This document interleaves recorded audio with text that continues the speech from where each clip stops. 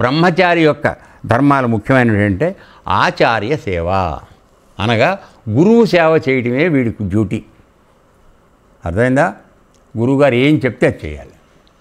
ఈ ఎందుకు చెప్పావు, నేనెందుకు చేయాలా, వాడికి ఎందుకు చెప్పవు, నాకే ఎందుకు చెప్పావు, ఇవన్నీ మాట్లాడటానికి అవకాశం లేదు. నిన్ను చేయమంటే నోరు మూసుకు చేయడమే అంతే. అప్పుడే నీకు వినయం వస్తుంది, గురువుకి నీ మీద ఒక సద్భావన కలుగుతుంది, నీకు విషయం చెప్పాలనే ఆసక్తి కలుగుతుంది. నువ్వు రోజు గురువుగారిని క్వశ్చన్ చేయడం మొదలెట్టాడు, నీకు చెప్పడం దేనికి అనవసరం కదా, వేస్ట్. ఈ వేస్ట్ క్యాండిడేట్ గాడికి ఇవ్వడం అనవసరం, ఏమి మాట్లాడు. నువ్వు అక్కడ గురువు దగ్గరికి వెళ్ళి ఉండడం కూడా దండగా. అది తర్వాత ఇప్పుడు మనకు రెస్ట్రిక్షన్స్ అంటే ఏమిటంటే నిబంధనలు ఏమిటో చెప్తున్నాడు. గృహస్థుడు కూడా ఋతుకాలంలోనే భార్యతో కలుస్తాడు. అంటే భార్య ఋతుస్నాత అయినప్పుడు, నెలసరి అయిన తర్వాత, స్నానం చేసిన తర్వాత మాత్రమే కలవాలి, నెలలో ఒకసారి. సప్తఋషులతో సహా అందరూ అదే పాటించేవారు. గృహస్థ ధర్మం పాటించినప్పుడు కేవలం ఋతుకాలంలో మాత్రమే కలవాలి. ఇది గృహస్థుగా అనుకుంటున్నారేమో, ఉంది కనుక మిగతా అతనికి కానీ ఇతర ఆశ్రమవాసులెల్లరకు, అంటే మిగతా ఆశ్రమాల్లో అంటే బ్రహ్మచర్యము, వానప్రస్థము, సన్యాసం ఉన్నవాళ్ళు కూడా ఏమిటి పాటించాలి అంటే బ్రహ్మచర్యము. దీన్ని సంసారి సమయంలో చేసేటువంటి దాన్ని గృహస్థ బ్రహ్మచర్యం అంటారు. దాన్ని అంటే గృహస్థుగా ఉండి నువ్వు బ్రహ్మచర్యం పాటించినట్టే, కేవలం నెలలో ఒకసారి చేస్తే గృహస్థ బ్రహ్మచర్యం చేసినట్టు. మనకు ఆ ఎగ్జామ్షన్స్ ఇవ్వబడినాయి, మిగతా వాళ్ళకి అసలు అది లేదు, ఎప్పుడూ బ్రహ్మచర్యమే. ఈ బ్రహ్మచర్యం అనే మాటకు రెండు రకాల అర్థాలు ఉన్నాయి. ఒకటి శారీరకమైనటువంటి బ్రహ్మచర్యం, రెండోది మానసికమైనది. నీ యొక్క మనసు ఎల్లప్పుడూ బ్రహ్మమునందు చరిస్తూ ఉండాలి, అనగా పైకి వెళ్ళిపోయి సహస్రారంలో పరమాత్మతో సంయోగం చెంది ఉపరతి చెయ్యాలి. మామూలు వాళ్ళు చేసే పని రతి, అక్కడ చేసేది ఉపరతి. ఆ ఉపరతిల యందు నియుక్తుడై ఉండాలి. ఇది చెప్పబడుతోంది. ఆశ్రమవాసులెల్లరకు బ్రహ్మచర్యము, తపస్సు, శౌచం, శుచిగా ఉండడం, సంతోషంగా ఉండడం. మనందరికీ ఇప్పుడు కామన్గా 99.9% అందరికీ ఏమిటి, ఏం కామన్గా ఉండేది ఏమిటమ్మా? అక్క కొత్త వచ్చావు చెప్పు, అందరికి ఉండేది ఏమిటి?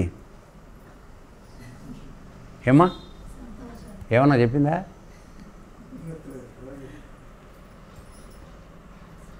దుఃఖం. అందరి దగ్గర ఉన్న దుఃఖం. ఆ దుఃఖం ఎందుకు వస్తుందో కారణం కూడా మనకు తెలియదు, కానీ దుఃఖిస్తూనే ఉంటాం. అది మన జాడ్యం, జన్మ లక్షణం అయిపోయింది. తర్వాత ప్రతిదానికి టెన్షన్, విపరీతమైన టెన్షన్, దేనికో తెలియదు, టెన్షన్ మాత్రం పడిపోతుంటాం. వాళ్ళ రోగాలకన్నిటికీ కారణం ఇదే.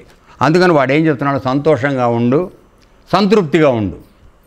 సంతోషమేమో ఆనందదాయకం, సంతృప్తి అనేదేమో నాకు ఉన్నదాంతో సరిపోయిందని అనుకోవడం. ఇవి రెండు ఉన్నప్పుడు నీకు ఏ రోగాలు రావు తండ్రి, నేను చెప్తున్నాను తెలియదు. తర్వాత సర్వప్రాణులపై ప్రేమ,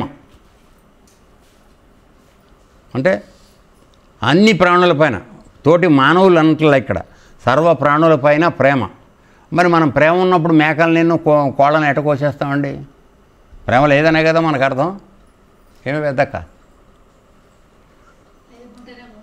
దాన్ని చంపి తింటే కనుక మనకు ఆహారం అవ్వదా? ఏమి న్యాయమే? దాని ప్రాణాన్ని అది బతుకుతోంది. ఏ విధంగా తింటారా మాంసం? నాకు అర్థం కాదు. అదే మన ఇంట్లో పిల్లల్ని కూడా ఎవడన్నా నరికితే అప్పుడు తెలుస్తుంది మీకు బాధ ఏమిటో. నేను గట్టిగా మాట్లాడుతున్నాను అనుకోకండి. మన ఇంట్లో పిల్లల్ని ఎవడన్నా తీసుకెళ్ళి నరకాలి, వాడు నాకు మాంసం కావాలి, పిల్లడ మాంసం కావాలని. అప్పుడు ఒప్పుకుంటావా నువ్వు? నీ పిల్లాడన్నప్పుడు ప్రేమ, మేకకు మాత్రం తల్లి ప్రేమ లేదు. కొద్ది అంటే నేను ఏంటంటే పేరుకు మానవ జన్మకు వచ్చినా మనకు ఉండవలసినటువంటి విచక్షణ జ్ఞానం లేదు. అది తర్వాత ప్రేమ ప్రధాన ధర్మాలు. నా యొక్క ఉపాసన చేయడం అందరికీ ముఖ్యమైన ధర్మం. అంటే భగవంతుని గురించి ఉపాసన చేయడం ముఖ్యమైన ధర్మం మనందరికీ కూడా. నేను గృహస్థుగా ఉన్నానండి, 24 గంటలు నా పిల్లని ఆడించుకుంటూ ఉంటాను, వాడు ఇష్టం వచ్చినట్టు ఏది చేస్తాడో చేయనిస్తూ ఉంటాను, నేను వాడు ఎలా ఉండనిస్తాను, గారాబం వాడిని ఏమన్నాం అని అంటానికి వీల్లేదు. అర్థమైందా? నీ దినచర్యలో భాగం భగవంతుడిని కొలవటం కూడా భాగంగా ఉండాలి. దానికి అడ్డం వస్తే పిల్లాన్ని కూడా 2 పిల్లల మీద వేయచ్చు. తర్వాత ఈ విధంగా అనన్యభావంతో, అనన్యభావం అంటే అర్థం ఏంటి? ఇతరము లేనటువంటి భావం భగవంతుడి గురించి. మనం ఏం చేస్తున్నాం? కొద్దిసేపు భగవంతుడి గురించి ఆలోచించి మిగతా అంతా మన సొంతం గురించి ఆలోచించుకుంటున్నాం, అన్యభావంలో ఉంటున్నాం. అనన్యము అంటే భగవంతుడు తప్ప ఇంకోటి లేదని ఆలోచన. అది దాంట్లో ఉంటూ తమ తమ వర్ణాశ్రమ ధర్మాలు నిర్వహిస్తూ, అంటే నువ్వు ఏ వర్ణంలో ఉన్నావు, ఏ ఆశ్రమంలో ఉన్నావో ఆ ఆశ్రమం, అనగా ఆశ్రమం అంటే ఈ ఆశ్రమం అని కాదు, నువ్వు గృహస్థాశ్రమంలో ఉన్నావు. అర్థమైందా? సన్యాసాశ్రమంలో ఉండేవాళ్ళు కొంతమంది ఉన్నారు, బ్రహ్మచారులుగా ఉండేవాళ్ళు, పెళ్ళి కాని పిల్లలు వాళ్ళు ఎంత ఉన్నారు. అట్లా ఏ ఆశ్రమంలో ఉన్నవాళ్ళు ఆ ఆశ్రమ ధర్మాల్ని అనన్య చింతనతో, అంటే భగవంతుని గురించి ఆలోచిస్తూ ఆశ్రమ ధర్మాన్ని పాటించమన్నారు. అర్థమైందండి? తర్వాత నా సేవలో నిమగ్నమై, అంటే భగవంతుడి సేవ. నా సేవ అంటే భగవంతుడి, ఇక్కడ భగవంతుడి సేవలో నిమగ్నం అవడం అంటే అర్థం ఏంటి? వెళ్ళి ఇప్పుడు కృష్ణుడి దగ్గర మనం ఏమన్నా సేవ చేసి వస్తామా? ఆ బొమ్మ కాసేపు నీళ్ళు పోస్తాం, అభిషేకం, డ్రెస్ మారుస్తాం, పూలదండ వేస్తాం, అరటిపండు మొక్క నైవేద్యం పెడతాం, ఇదే కదా మనం చేసేది. అది భగవంతుడి సేవ. నా సేవ అంటే అక్కడ కృష్ణ విగ్రహానికి చేయడం కాదు, పరమాత్మ ఉన్నటువంటి ఇతర ప్రాణుల్లోకి సేవ చేసినా కూడా నువ్వు కృష్ణ పరమాత్మ సేవ చేసినట్టు ఆ భావంలోకి రావాలి నువ్వు. అప్పుడు నువ్వు ఎంత గౌరవంగా చూడాలి తోటి వాళ్ళని, తోటి ప్రాణుల పట్ల ఎంత దయగా ఉండాలి. ఇది లక్షణం. అర్థమైందా?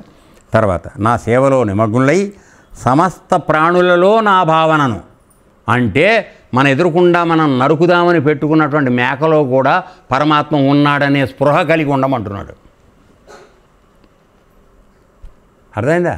సమస్త ప్రాణులలో నా భావనను, అంటే నేను ఉన్నానని గుర్తుపెట్టుకో, నువ్వు నరికేది మేకను కాదు, నన్ను నరుకుతున్నావు నువ్వు గుర్తుపెట్టుకో అని చెప్తున్నాడు ఆయన. అంతకన్నా ఇంకా తెలుగులో ఏం చెప్పాలో నాకు అర్థం కావట్లా. అర్థమైందా? నా భావనను, భక్తిని కలిగి ఎవరు ఉంటారో వారికి నా పైన అచంచలమైన భక్తి ప్రాప్తిస్తుంది.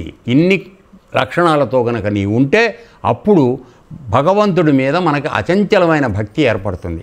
ఒక్కసారి ఆ అచంచలమైనటువంటి భక్తి, అంటే చలనం లేనటువంటిది, మారనటువంటిది భక్తి ఏర్పడిన తర్వాత పరమాత్మ యొక్క సాక్షాత్కారం తప్పితే నీకు ఇంకేమి రాదు. ఈ కనపడేవన్నీ ఏమి రావు. ఎవరి మీద నీకు కోపం లేదక్క, స్వార్థం లేదు, అసూయ లేదు, వాడు తీసుకున్నాడే, వాడి పొలంలో ఎక్కువ పండిందని ఏడవటం, ఇట్లాంటివి ఏమేమి లేవు. నీకు ఏది వస్తే దాన్ని ఒప్పుకుంటున్నావు. సో ఆ విధంగా నిర్విచారంగా నువ్వు ఉండడం నేర్చుకున్నప్పుడు అచంచలమైనటువంటి భక్తి నీకు ఏర్పడుతోంది. తద్వారా భగవంతుడు నీకు దగ్గరవుతున్నాడు. అర్థమవుతుందా?